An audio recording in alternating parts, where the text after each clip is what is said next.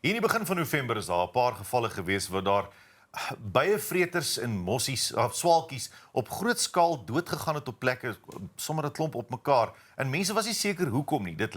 Dis klaarblyklik lyk dit asof dit as gevolg is van ekstreme weeromstandighede. En 'n mens laat sal jou wonder, het klimaatsverandering dalk 'n rol hier? Ons gesels môre met Judy Davidson van die SA Wildlife Rehabilitation Centre. En ons praat oor hierdie hittegolwe en koue tye in hierdie afgelope maand wat voëls geaffekteer het, spesifiek migrerende voëls. Good morning, Judy. Good morning. Judy, migrating birds are so sensitive to weather conditions across the entire globe, and they are finding it more and more difficult, and because weather is changing adversely. How sensitive are migrating birds to weather conditions? Exceptionally sensitive. The problem is that they come from Europe, they are losing their winter feathers which protect them, and then they come to South Africa where they should be coming into much warmer temperatures, and then we have a cold snap like the one and they have no protection whatsoever. The weather just kills them. So these birds that were found dead, and quite a number of them in a couple of locations, is that attributed to the cold snap that was here and their lack of insulation? Yes.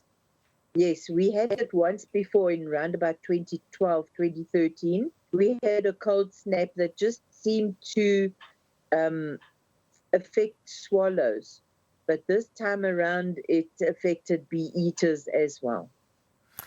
If people come upon events like this and find a mass die-off of a certain species in an area, all of a sudden, where do you go? Who do you report this to? What can we do as the public? You can report it to your closest rehab, because we then report it to the authorities who keep an eye on it and put the statistics together to see what the losses were, which areas were affected, etc. So any rehab center or their closest rehab center will take note of their call. This is obviously very tragic, and you mentioned the migration happens every year. There's always weather changes during this time. And I'm assuming it's just because the weather changes were so extreme that we saw the loss of life in the birds. Yes, yes, it is. And unfortunately, we're going from that freezing cold temperature back to heat waves. And the birds just can't handle it. They don't know which, their feathering doesn't allow from freezing cold to boiling hot, for instance, and we are getting a lot of cases in because of the extreme temperatures, the heat wave as well. My goodness, Judy, is this an anomaly, or is it the norm? Is it something that's unexpected, or are we seeing more of this, or is this the way it usually was? It's starting to become the norm, unfortunately. The summers just seem to be getting more erratic, shall I say. Hot, cold. For instance, this morning is quite cold. And again, the birds will come up with respiratory infections, for instance, because they've gone from a heat wave to the extreme cold again. It also affects the food supply, because you'll get, with the extreme cold, the insects will die and there's less food for the birds. Is there anything that we can do about it? I know it's the deaths are related to the weather conditions, but is there anything that we as humans can do about this? I think with the heat wave especially, I've been asking people to make sure that there is a bowl of water in a shady place so that the birds can drink when they need to, or the little mammals such as the wild hedgehogs, etc., can come for water. That helps a huge amount because it's so hot that they actually can't move around too much in search of water. They need to keep themselves in shade and cool.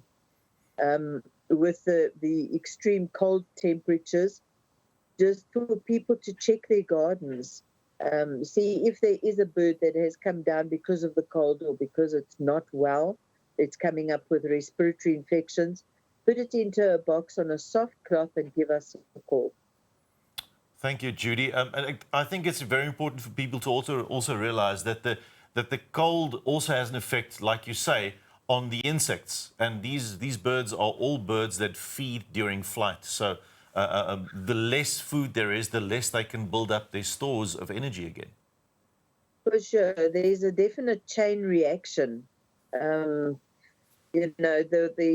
food dies, the birds starve. Then we get in starvation cases at the time of year where we shouldn't be getting in starvation cases, such as now. We're getting in birds that are being affected by the weather, that are just suffering literally from a type of heat stroke. Judy, thank you very much for your conversation this morning. Ek is bietjie ontsteld, as ek dit nou kan sê.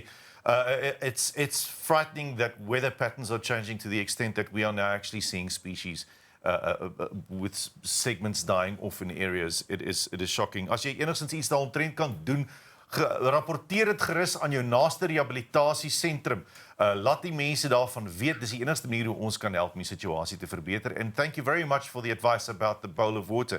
It's brilliant, it's easy, it's something everyone can do. Thank you very much. Judy Davidson van die SA Wildlife Rehabilitation Centre, wat vanmôre by ons kom kyk, spesifiek om te praat oor klimaatsverandering wat voëls affekteer, migrerende voëls affekteer in Suid-Afrika.